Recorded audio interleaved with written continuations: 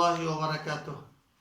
الحمد لله والصلاة والسلام على رسول الله الأمين وعلى آله وأصحابه وأزواجه وذرياته ومن تبعهم بإحسان إلى يوم الدين.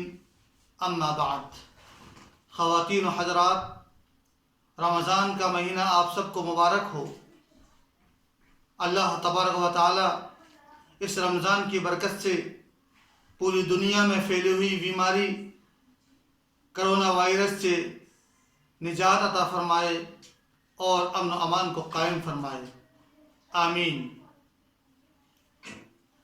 ہم سب کے دل میں اگر کسی چیز کی عظمت ہوگی تو پھر اس کی قدر کرنا بھی آسان ہوگا.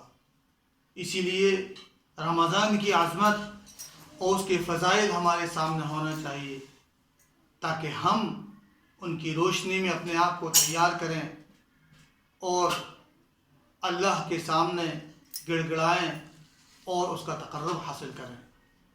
سب سے پہلے ہمیں رمضان کے فضائل کو ذہن میں رکھنا چاہیے. اللہ تبارک و تعالی ارشاد فرماتے ہیں: اعوذ باللہ من الشیطان الرجیم، یا ایہا الذین آمنوا کتب علیکم الصیام کما کتب علی الذین من قبلکم لعلکم تتقون. اے ایمان والو، تم پر روزے ایسے ہی فرض کیے گئے جیسے کہ تم سے پہلے والوں پر فرض کیے گئے تھے تاکہ تم یقینی طور پر متقی اور پرہیزگار بن جاؤ. چند دن ہے عزیز بھائیوں بہنوں جس کی ہمیں قدر کر لینا چاہیے. اللہ تبارک و تعالیٰ نے دوسری آیت میں فرمایا ہے: شہر رمضان الذی انزل فیہ القرآن. یہ وہ مبارک مہینہ ہے جس میں قرآن کو نازل کیا گیا، اور جو اس مبارک مہینے کو پائے اس کے روزے رکھے. تو سب سے پہلے ہر مسلمان عاقل بالغ کو، صحت مند کو اس مہینے میں روزے رکھنا چاہیے. روزے اس پر فرض ہیں.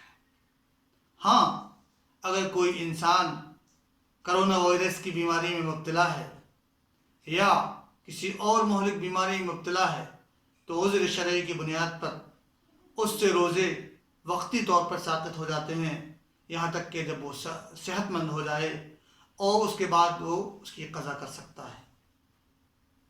اس مبارک مہینے کے ہر لمحے کو ہمیں اللہ کے قرب کے لیے، اللہ کی رضا حاصل کرنے کے لیے، اللہ کی خوشنودی کے لیے استعمال کرنا چاہیے.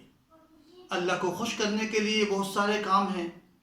ان میں سے ایک یہ ہے کہ ہم قرآن کریم کی زیادہ سے زیادہ تلاوت فرمائیں.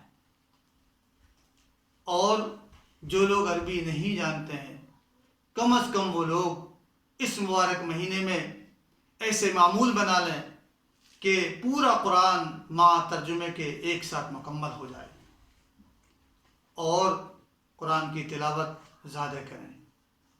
دوسری چیز، اپنے آپ کو ذکر میں مشغول رکھیں، چونکہ اللہ کا ذکر ہی تمام چیزوں کی نجات کا ذریعہ ہے، تمام پریشانیوں سے بچاؤ اور ڈھال ہے.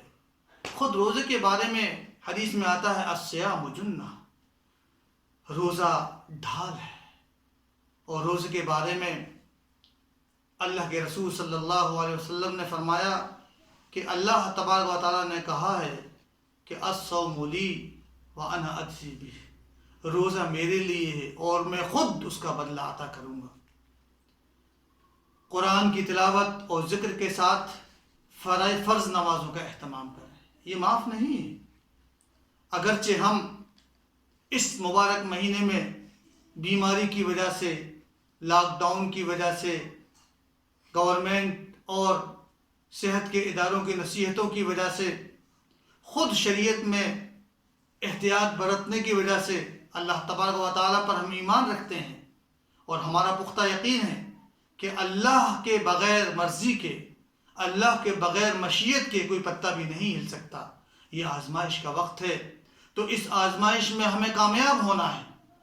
ہم ایمان کے ساتھ ساتھ، اللہ کی قضاء و قدر پر ایمان کے ساتھ ساتھ، شریعت کا حکم یہ ہے کہ ہم تدبیر اختیار کریں، ہم علاج کریں، ہم احتیاط کریں، تو اس اعتبار سے اگر ہم احتیاط کرتے ہیں، مسجدوں میں جماعت سے نماز نہیں پڑھتے اور مسجدوں میں اکٹھا نہیں ہوتے، یہ بھیڑ نہیں لگاتے، تو یہ بھی اللہ کی مرضی کا ذریعہ ہے، یہ بھی اللہ کی خوشنودی کا ذریعہ ہے کہ یہ بندہ ہمارے حکم کے مطابق مسجد میں اس وقت نہیں جا رہا ہے کیونکہ ہم نے اسے نہ جانے کی اجازت دی ہے۔ تو عزیز بھائی بزرگوں دوستو، تمام لوگ ہدایت کا اہتمام کریں، اپنے آپ کو احتیاطی تدابیر سے مسلح کریں اور تراویح کا بھی اہتمام کریں، گھر میں تراویح پڑھیں، قرآن کو مکمل پورا کریں اور اپنے اہل و عیال کو بھی عبادت کی ترغیب دیں۔ ایسا نہ ہو کہ اس مبارک مہینے میں ہم موبائل اور سیریلز اور غلط کاموں میں اس طریقے سے ملوث ہو جائیں کہ جس کی وجہ سے یہ وقت اور لمحات گزر جائیں۔ انہی سب چیزوں کو سامنے رکھتے ہوئے اور اللہ کے وعدوں پر یقین کرتے ہوئے ہم سب رمضان مبارک کا استقبال کرتے ہیں اور اس مبارک مہینے میں نماز پڑھنے کا، روزے رکھنے کا، زکوٰۃ دینے کا، ذکر کرنے کا اور رشتوں کو جوڑنے کا اور ملانے کا اور خیرات و صدقات کو زیادہ زیادہ کرنے کا اور تمام انسانوں کو حقوق ادا کرنے کا اہتمام کرتے ہیں اور عہد کرتے ہیں۔ اللہ تبارک و تعالی ہمیں اس مبارک مہینے میں نیک اعمال کرنے کی توفیق عطا فرمائے۔ وآخر دعوانا الحمدللہ رب العالمین، والسلام علیکم ورحمۃ اللہ وبرکاتہ۔